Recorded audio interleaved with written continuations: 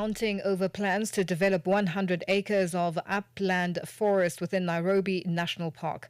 Environmental group Greenbelt Movement has stressed that the park is not vacant land awaiting construction, but a critical ecological asset that supports biodiversity, climate resilience, tourism, and the well-being of current and future generations.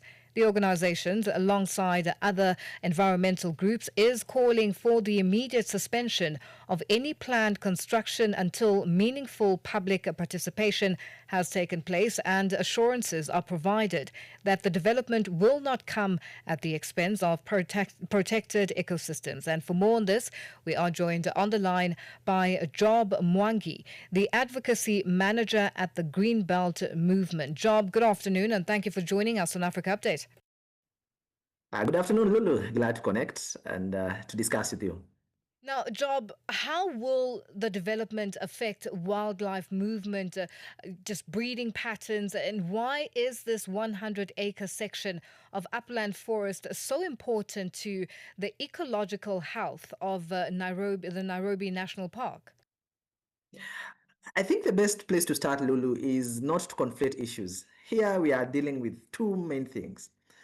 Currently, the government of Kenya is actually constructing the Bomas International Conference Center, which is actually 42 billion shillings or approximately 325 million US dollars facility. It will be the biggest in East and Central Africa. Now, this facility is located just right next to the Nairobi National Park. So, what is happening is that since the facility does not have enough parking spaces per se, the government has thought it wise that it's easy for them to actually eat into the Nairobi National Park. Well, why this is worrying is because for the last 10 years, Nairobi National Park has actually lost over 4% of its actual size. And as we know, this park actually is the home to actually over 500 endangered species in terms of animals. So it's also the home to one of the rare types of lions in Africa.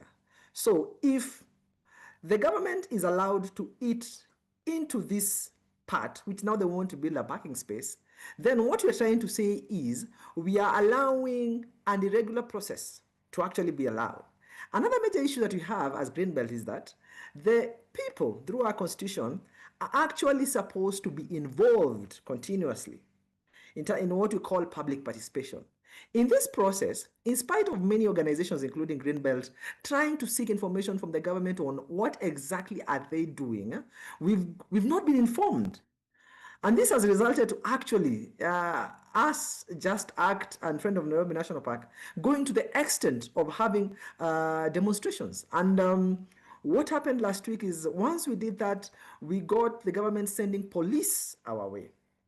So it's worrying because even to date, we are not really sure of what exactly is this plan the government is having over Nairobi National Park.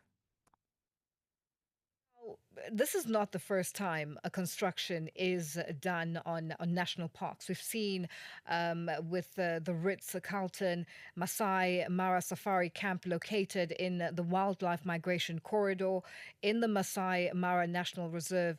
How can Kenyans and just environmental groups go about protecting ecosystems, especially if you've mentioned that there was no public participation, and this is worrying? Yes, actually it has become a pattern in Kenya, and the government is actually very notorious in utilizing parts of public forests, national parks for developments. In fact, the argument we've been having with them is that they've always believed that development is actually them building concrete, tar and mortar. And for us, we've been reminding them that actual development is actually conservation. So what should the environmentalists in Kenya do, and also in Africa, because it's also a problem that is spreading right over? We actually need to have a lot of discussions on what we call induced demand. Induced demands means that even if we construct acres or hectares or thousands of hectares of land with the assumption that we're developing, at no time will we ever have enough land for development. And that's a reality. So we need the government to realize that also these public green spaces and forests also have the right to live. They actually have the right actually to survive. And like in the case of Nairobi National Park, we are talking about the only park in a city. We are talking about one of the only parks with over 500 species of animals. We are talking about one park that actually has lived for over 100 of years. So we need to realize that these ecosystems are so sensitive. And if at all, we allow them to be utilized or to be lost, actually we are dealing with a very limited resource. Also, we also want to remind the governments in Africa, because it's a common behavior. When you give these governments the right to be the custodians of these public green spaces and forests, they need to realize that they're holding it in trust for the people. They're actually custodians. And the generations that are coming also have a right to enjoy these resources. We don't need to be selfish and destroy everything on our way. In fact, we need to think sustainably. We need to ask ourselves, how do we ensure that these resources that we have today are actually better and greater for the generations to come? Because what amount of building will be enough for us? And why are we constructing ourselves to distraction? Job, because of time, we are going to leave it here. But just before I let you go, in 10 seconds, what's happened to the people that were arrested, including the former Chief Justice David Maraga, who were arrested at the Nairobi National Park? They were all released, and and there were no charges placed on them. Okay, great job. We'll leave it there for today. Thank you for joining us on Africa Update. Thank you so much.